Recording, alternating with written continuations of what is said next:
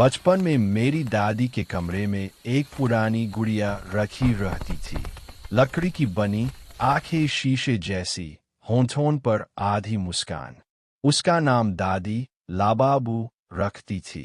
कहते थे ये गुड़िया बर्मा से आई थी और इसे किसी ने ताबीज की तरह इस्तेमाल किया था।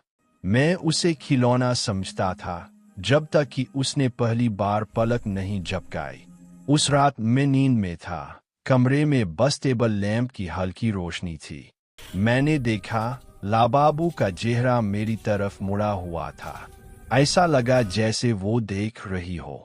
मैंने दादी से कहा, गुड़िया खुद घूम गई थी। दादी ने बस इतना कहा, कभी उसका नाम रात में मत लेना। पर मैंने हंसते हुए दोहराया, लाबाबू। और तभी खिड़की की पर्दों के पीछे से किसी के हंसने की धीमी आवाज आई। अगली सुबह दादी बीमार पड़ गई। उन्होंने मुझे बुलाकर कहा, अगर वो गुड़िया बोलने लगे तो जवाब मत देना। मैं डर गया था, लेकिन उस रात मेरे कमरे में वही गुड़िया थी।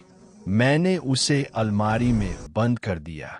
रात के 3 बजे अलमारी खुद खुल गई। अंदर से किसी ने कहा, तुमने मेरा नाम लिया था न। मेरी सांस अटक गई। मैं चिल्ला भी नहीं सका। बस कमरे के कोने में लाबाबू खड़ी थी, लकड़ी की नहीं, किसी इंसान जैसी। और उसकी आंखें अब पूरी काली थीं।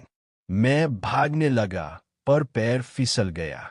गिरते हुए मैंने देखा, फर्श पर नाखूनों के निशान बन गए थे। वो गुड़िया धीरे धीरे मेरी तरफ बढ़ रही थी। उसके होंठ हिल रहे थे। जिसने मुझे बुलाया, उसे मैं ले जाऊंगी। अचानक लाइट चली गई। मैंने दादी का नाम पुकारा, पर आवाज किसी और की आई। वही मीठी, गहरी आवाज, अब दादी नहीं आएंगी। सुबह जब मैं होश में आया, घर में सब कुछ बिखरा पड़ा था। दादी गायब थीं।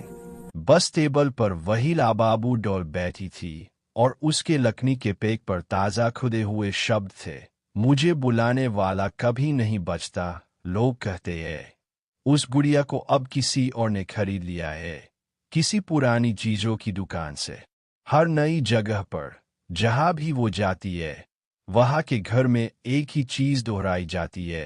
रात के 3 बजे दरवाजे पर खक खक और एक धीमी आवाज, मेरा नाम फिर से बोलो। अगर कभी तुम्हें किसी गुड़िया की आंखें ज्यादा जिंदा लगे, तो बस याद रखना, उसका नाम कभी मत लेना। लाबाबू को नींद से जगाना मना है।